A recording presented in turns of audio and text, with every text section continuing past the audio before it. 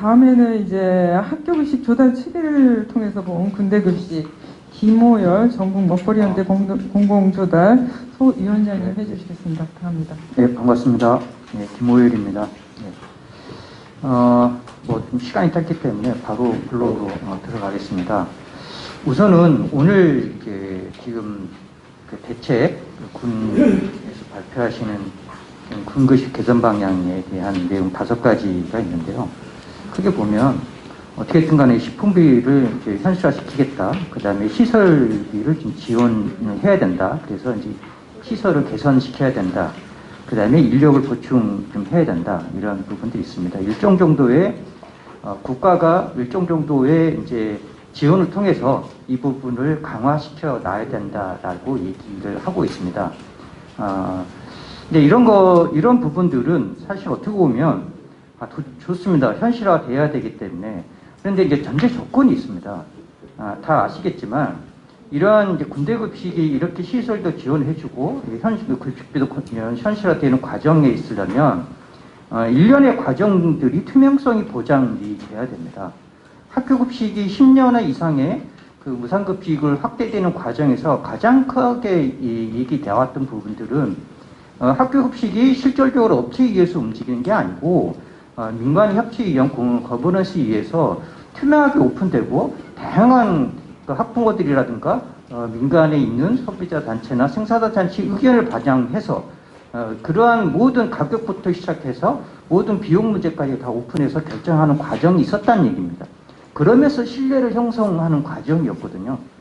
그래서 군에서 이렇게 개선 방향을 한다는 건 좋은데 많은 이제 비용이 들기 때문에 투명성과 신뢰성이 확보가 될 수 있는 체계가 필요하다라는 것이고, 이를 바탕으로 학부모뿐만 아니라 전 국민적인 공감대가 형성돼야지 군 급식 개선 방향이 그냥 한 번에 얘기하는 걸로 끝나는 게 아니고 뭔가 이게 달라질 수 있겠구나 이렇게라는 현실적인 공감대가 만들어질 수 있다는 얘기입니다.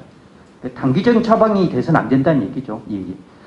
아무튼 제가 이제 오늘 그 얘기는 학교급식에 대한 얘기를 통해서 군대급식 얘기를 하려고 합니다. 학교급식은 아시는 것처럼 이제 무상급식이 실질적으로 한 10여 년의 역사를 가지고 학교급식 지원센터라는 공공조달체계를 통해서 급식이 이제 이루어지고 있고 전국적으로 확대되고 있는 상황입니다. 그 급식센터를 통해서 공공조달체가 만들었을 때 많은 지역에서 논의를 거쳐서 몇 가지 세금 원칙들이 있습니다. 그게 첫 번째가 뭐냐, 맨 35페이지에 나온 것처럼 환경성과 지역성을 담보해야 된다는 겁니다. 우리가 공공 조달을 한다는 것은 시장에서 실제로 가격에 의해서 하는 것이 아니고 실질적으로 그 아이들뿐만 아니라 그 군대급식을 하면 그 청년에 해당되는 장병들이 먹는 것은 나의 선택에 의해서 선택하는 게 아니잖아요. 그 단체급식이라는 게 그런 특성을 갖고 있는 거 아닙니까? 일방적으로 먹어야 되는 거잖아요. 그런 면에서 보면 최우선적으로 적용돼야 될 원칙은 가격에 의해서 결정되는 원칙이 아니고 이게 이 먹거리가 실제로 얼마만큼의 건강성과 환경성을 찌고 있느냐, 그리고 지역에 있는 로컬티, 그러니까 지역성, 로컬 푸드라는 그런 걸 얼마만큼 가지고 있느냐, 이런 부분들이 가장 중요하게 돼야 된다는 것이고, 그 다음에 아까 말씀드린 것처럼 거버넌스 기구를 통해서 운영되는 체계를 가지고 있었다는 거죠. 그러면서 학교급식이 전국적으로 그렇게 지금 무상급식, 고등학교 무상급식까지 올해까지 다 확산되는 계기를 만들어냈고, 그렇게 신뢰를 형성하게 된다는 것입니다. 물론 거기 보시면 이제 몇 가지 쟁점들도 학교에서도 있습니다. 어떻게 이제 지역산 친환경을 우선적으로 공부하는 건 다 동의하지만 지역산 친환경이라든가 지역산 우수라든가 여러 문제가 있지만 아무튼 큰 흐름은 그렇게 가고 있다라는 것을 말씀드릴 수 있고요. 그 다음에 이제 핵심이 지역 조달, 공공 조달에 있어서 핵심이 좀 전에 이제 EAT가 있는데, 왜 그러냐면 전산화 해야 되기 때문에 그렇습니다. 학교에 있는 영양 교사가 내가 아침에 그 전에 주문을 하면 이제 센터를 통해서 모든 업체하고 생산자한테 동시다발적으로 공급되고 이게 체계적으로 관리돼야 되기 때문에 그런 건데, EAT 시스템이 가지고 그렇게 되지 않습니다. ET는 계약, 아까 좀 전에 얘기했지만 계약이 있는 것이고 업체에 대한 사전에 검토를 한다고 하지만 11,000개에 해당되는 그 업체를 거기 직원들 어떻게 현장 검토를 할 수 있겠습니까? 서류 검토 외에는 쉽지 않다는 얘기입니다. 그래서 지역에 있는 학교급식 지원센터에 참여하는 학부모들과 영양교사들이 지역의 현장 업체를 검토하고 사전에 다 점검을 다 하고 현장 가서 그래서 그 업체에 대해서 선정할 수 있는 기회장을 보여준다는 것입니다. 그런 형태로 움직이고 있기 때문에 학교급식이 그만큼 체계화되고 있다는 것을 말씀드리겠습니다. 36페이지 보시면 하나 예인데요. 이건 뭐 예니까요. 충남에 있는 고등학교입니다. 아시겠지만 고등학교는 초중학교보다는 사실은 이제 그 친환경이라든가 로컬 푸드 사용률이 좀 떨어집니다. 떨어지게 현실인데 아무튼 이 고등학교는 그 정보고등학교인데요. 아무튼 여기 나오는 것처럼 급식비가 이제 교직원 급식비도 있지만 교직원 급식비는 4,660원 정도 그 운영비까지 포함해서 하고 3,890원 정도로 해서 운영되고 있습니다. 아무튼 지금 고등학교에 대한 거는 그 충남 같은 경우는 고등학교가 상당히 약간 단가가 높게 책정되어 있습니다. 그만큼 중요하게 판단되고 있다는 것이고 그 다음에 실제로 있어서 쌀 작곡은 친환경을 다 공급하고 있습니다. 그렇게 하고 있고 그 다음에 지역산도 대부분 다 공급되고 있는 게 현실입니다. 이런 현실들이 실제로 영양교사하고 조리종사원들이 함께 맞물려서 운영되고 있는 게 현실인데요. 이런 부분들이 학교의 학생들이 얼마만큼 이게 만족을 하느냐 하면 자기가 학교에서 먹었던 학교 급식이 자기가 좋은 추억으로 남는다고 얘기를 합니다. 그 정도로 그냥 설문지 조사해서 하는 게 아니고 진정으로 내가 학교에서 와서 먹는 것 자체에 즐거움을 느끼는 것이고 여기 이 정보고 학생들이 이제 고3 되면 취업을 나가지 않습니까? 취업을 나가면 학교 뭐 안 들어와서 뭐 안 먹기도 한데 급식이 맛있으니까 꼭 먹고 나간대요, 오후에. 그러니까 밥을 먹고 나간다는 거. 그 정도로 사랑을 받는다는 겁니다, 학생들한테. 그렇게 정도로 학교 급식이 달라지고 있습니다. 그런 달라지는 현실을 이제는 군 급식에도 적용을 해야 되지 않겠습니까? 저는 그렇게 생각을 합니다. 그러려면 몇 가지 있는데 좀 전에 이제 그 경쟁 입찰 체계, 가격을 중심으로 해서 민간업체 경쟁 입찰 체계는 모든 오늘 참여하신 모든 분들이 이 부분은 안 된다라고 얘기하기 때문에 뭐 구체적으로 제가 말씀을 드리진 않겠습니다. 이거에 대한 문제점이 있기 때문에. 그리고 또 최근에 언론 보도에서 수입 농산물 뭐 공급이 확대하고 있다는 것 때문에 안 되고, 그 다음에 실질적으로 지역 농가하고 상생의 과정에서 이 업체 민간 경쟁 입찰 체계는 전혀 그럴될 수가 없습니다. 가격이 때문에. 그 농가가 어떤 식으로 생산하고 있고, 그 어떤 또 이 마음에서 생산되고 있는지, 품질과 그 지역에 있는 농민의 마음들을 실제로 전혀 고려하지 않는 게 현실이라는 얘기죠.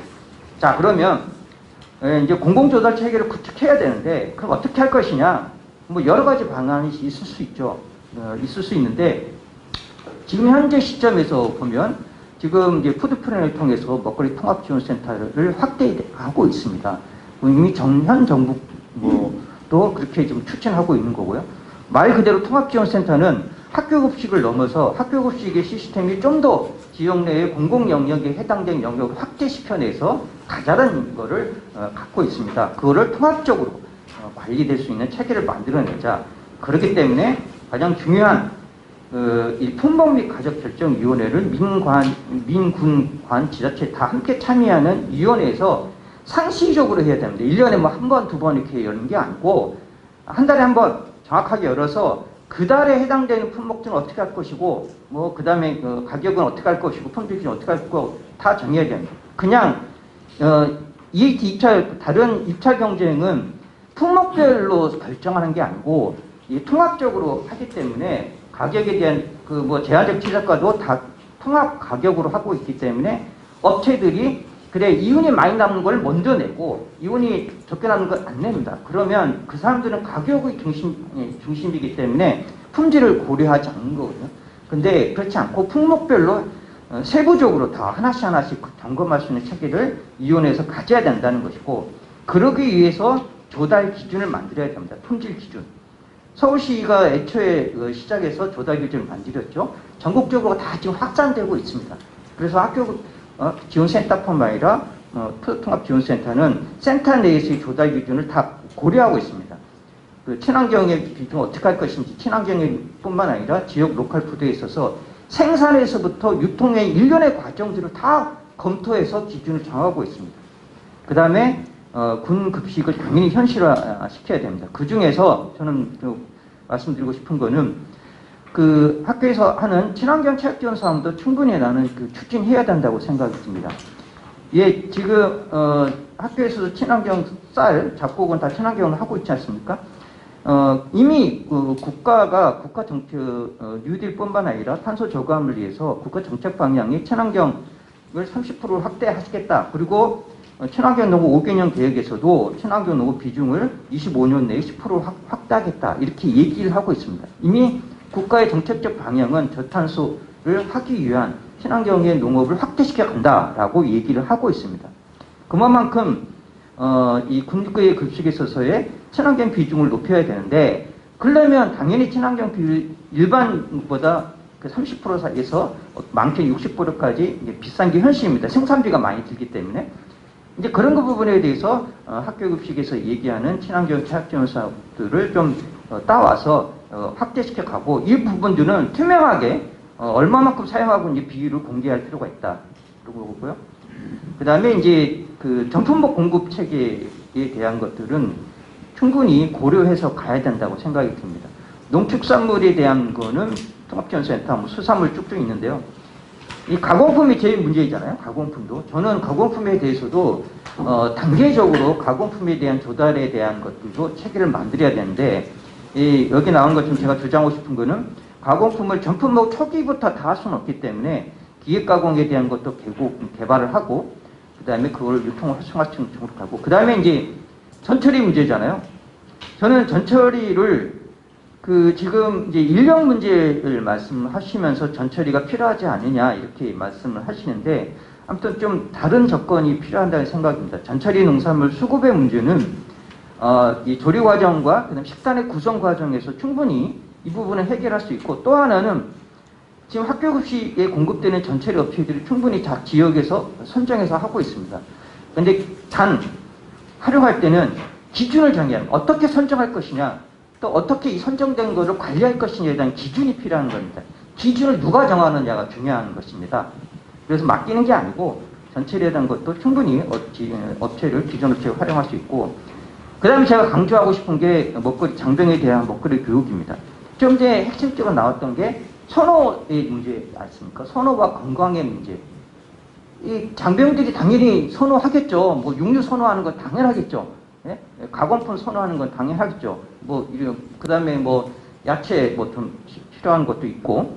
근데 이 부분들은 단순히 선호의 문제만 따라갈 문제가 아닙니다. 장병들한테 끊임없이 건강한 식습관 형성을 위한 교육이라든가 영양 상담이라든가 이런 걸 통해서 어떻게 개선해야 되는 것도 사실은 개선 대책에 들어가야 됩니다. 이게 함께 가야 되는 것이지, 이게 선호 부위만 따라가겠다 이렇게 얘기해서는 안 되는 것이고, 그것도 식당 개발도 영양교사가 식당 개발을 어떻게 하겠습니까? 충분히 장병들이 좋아하고 또 건강 식단에 대한 이런 경진대를 통해서 학교에 가는 거고, 그 다음에 인력의 문제는 저는 조리병사의 인력에 실제로 경력 인정제 같은 인센티브를 줘야 된다고 생각합니다. 그래서 사회 진출에 있어서의 장병이 실제로 조리 활동을 통해서 나온 경력들이 사회에서 인정될 수 있는 체계로 가야 될 필요가 있겠다. 아무튼 결론은 저는 아무튼 서두에 말씀드린 것처럼 이제 군 급식이 국민들한테 실제로 사랑받고, 또 장병들이 군대 급식을 먹고 싶어하고 이 군대에서 먹는 것 자체가 하나의 추억으로 남을 수 있는 체계로 변화돼야 됩니다. 그거는 좀 더 심도 깊고 많은 사회적 논의 과정 속에서 근본적 대책을 만들어야 됩니다. 그러기 위해서 사실은 국가 단위 먹거리 기록법이 제정이 되고 기본법이 제정되고, 이 기본법 틀 안에서의 먹거리위원회에서 좀 더 심도 깊은 논의를 거쳐서 만들어진 게 필요한데, 지금 당장 이게 어떻게 할 거냐 이 문제는 지금 당장은 실질적으로 학교식 책에 있는 것을 활용해서 갔으면 좋겠다. 이런 게 제 생각입니다. 예, 김영 위원장님 수고 많으셨습니다. 어쨌든 군급식도 학교급식 지원센터를 통한 그 공공조달 체계를 운영되듯이 학교급식이요. 그 벤치마킹 같은 것을 해서 개선 방안을 도출해보자. 또 민간, 군, 지자체 상시적으로 논의하는 체제를 만들고 조달 기준도 만들고 친환경 농산물 기준도 늘려야 되고 여러 가지 인력 문제에 대해서도 또 굉장히 좋은 아이디어를 인센티브 제도를 좀 써보자라는 좋은 아이디어도 또 주신 것 같습니다.